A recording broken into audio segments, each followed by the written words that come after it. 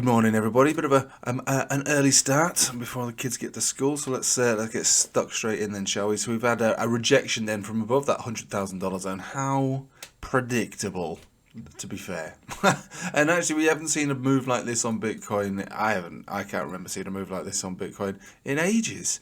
There's an 11.5 move from wick to wick. That's big. I was watching it happen.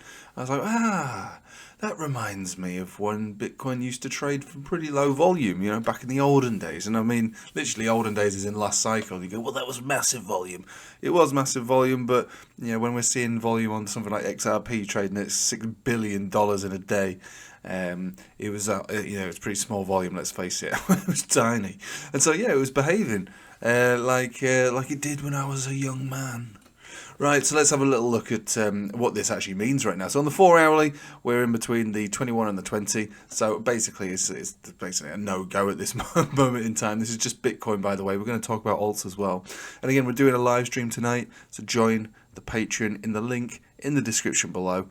It's all there for you, and we can look at whatever it is that you want me to look at tonight. Right. Rock in a hard place really on the 4 hourly. Momentum, no, really, is in the centre. Everything's in the bloody centre. So when it's like that, I would say that there's really no edge. So this 4 hourly is not very useful. We're going to have to take it down to a 1 hourly to get any closer. What we saw is a golden cross retest on a 1 hourly. So again, there was a bounce, there's no V shape, and then we get in a rejection on the 10 exponential. And we're below the Bollinger Band Centre. So again, this, I suppose, would suggest further downside more than anything else. This is actually looking to get rejected. And if you can't hold, and not you personally, but if you can't hold 96,900, if you start seeing candles on a 1 hourly below there, you'd be looking for continuation down. That's what you're going to be looking for. So that's the 1 hourly, that's the 4 hourly. Let's have a look at the daily then. So the daily is a bit more bullish, obviously, when it comes to its relationship to moving averages. That support here is 96,700. You got the 20 moving average around 95,700. You got the 21 exponential around 94,000. So all of these areas, they're still intact. And bounces from these based on a daily is actually fine. That's obviously what we're seeing at the moment. So there's your what do you call these candle bodies now?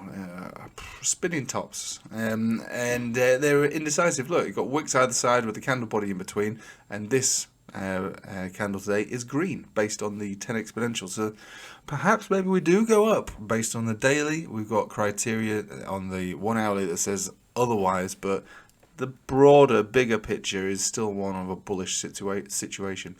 But descending volume. Now, this is the thing that we were talking about yesterday. So this is what was worrying me. So we go up. We were up here. We were floating around here. We were high as kites from a price action standpoint.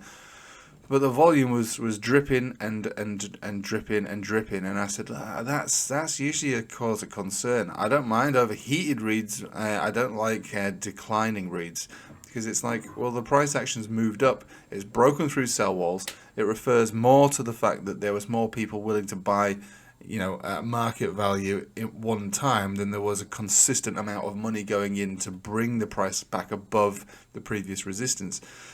And like I say, it was the Fed that spoke about it, wasn't it? Really, they're saying that Bitcoin's going to be a competitor to gold, and then suddenly you found like probably a load of old farts FOMOing into it, really, and they kind of broke it because there's not enough volume to support the high price.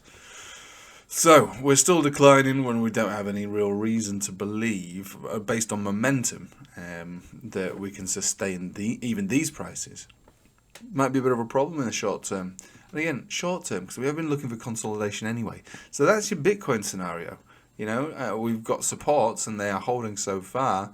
You really would probably be significantly afraid to see candles closing, well, first of all, below 95,700, but especially 93,800.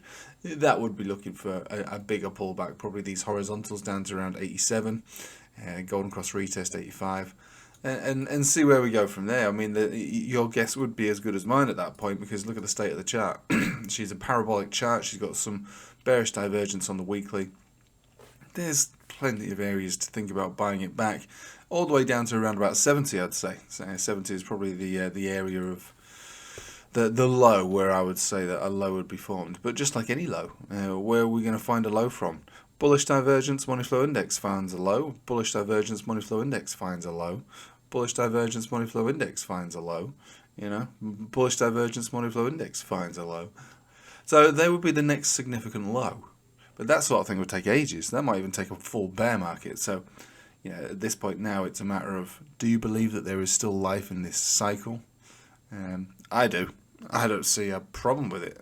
But we have been looking for a consolidation, a deeper one at that. And this might be the start of that. So let's have a look at altcoins then, see how they've behaved. Well, Ethereum is like nothing happened really. We don't have decline in volume on this weekly. We've got no bearish divergence on the weekly. We've got plenty on the daily though. We do have plenty on this daily that read to that level. We could break this though. I mean, as far as this candle's concerned, is pushing up to perhaps maybe even form a new local high today. So altcoins might not be particularly badly affected in the short term, but with every major pullback on Bitcoin, the altcoins will come down. And is your altcoin a good chart? This is the thing that you've got to keep an eye on. Has it already rallied 500%? If it has, do you think it might be time for it to pull back? What chart is it that you're looking at, and why are you bullish on it? You got to justify it. Is it based on technicals? Is it based on fundamentals? Or is it based on some fresh-faced influencer? Not myself, obviously, but someone with nice neon lights, shining behind him in his mother's basement. Is it him? Is he the reason you're bullish on it? Is he a perma bull and he has brainwashed you into thinking that it's an up-only chart? And why? Did he read the white paper? Did he even understand the white paper? Did the person who wrote the white paper, do they understand what they're talking about? Anyway, you get the point, right? No altcoin is created equal, and in this kind of environment, if you're sort of looking to trade something that's already up 1,000, 10,000%, which some people will be trying to trade those charts still, you'll need to check those charts to justify it. But something like Ethereum, even Ethereum's printing new local highs after yesterday with the bearish divergence. We could be looking for this one to make a new all-time high, which is not that far away really if you think about it. If you zoom right out, it's really not much to ask. And Ethereum helps to dominate the market, the altcoin market, doesn't it? So let's have a look at the market dominance then. So it's still dripping down based on this daily. We're effectively still in an alt season of sorts. And this goes to what I was saying about how Bitcoin can pull back, altcoins pull back with it, and then they bounce much, much more, just like in 2021. We had this period of about a month where Bitcoin retraced by 35% and altcoins rallied by several 100%. It's a rotation, basically. We might be looking at that. That might be the situation that we are in, but it does take, it's not, I mean, unless you're in from much lower, then it will take a little bit of attention to detail and bravery. So borrowing from Matt Damon's Be Brave adverts for crypto.com back in the olden days, that's what you're going to need to be. You're going to need to think, all right, do I believe that this is the setup? Do I believe that this is how we're going to go about playing these charts? Every time Bitcoin pulls back, am I going to buy altcoins regardless? For what could be this rotation event that lifts altcoins up to new local highs, maybe new all-time highs, depending on the altcoin.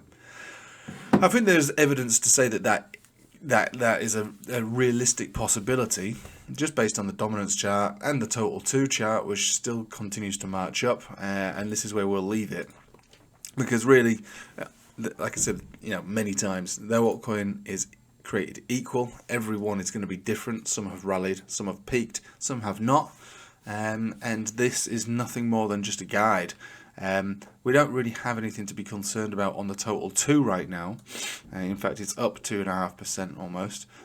We are getting quite hot. We have to accept that for what it is, but it's not, I wouldn't say, peaked, I don't believe. So it will obviously respond with Bitcoin, but will it continue to move up like it did in 2020, 2021? That's the main question we've got to ask ourselves. And like I say, I think for some altcoins it definitely will. For others, perhaps not. And for the select few, definitely not. So look at your own charts, really.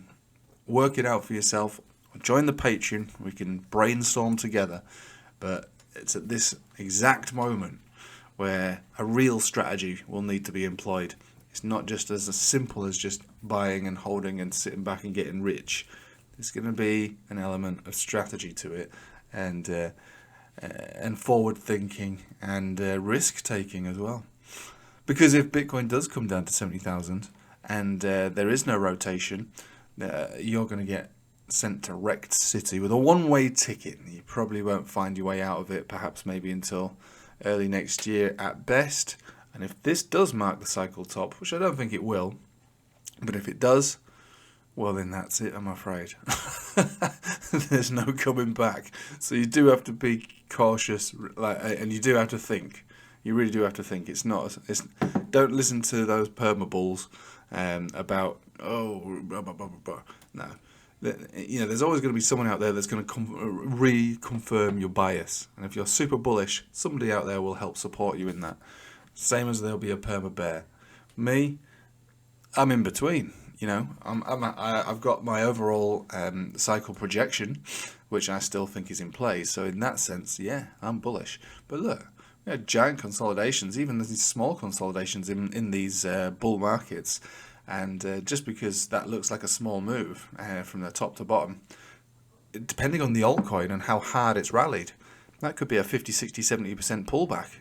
And, that is not what people should be dealing with in a bull market. Right, I'll leave it with you there. Subscribe to the channel, join the Patreon, like the video, send a little comment, and do all those things to support the channel. That would be really nice of you. And other than that, hope you have a nice day. Take it easy.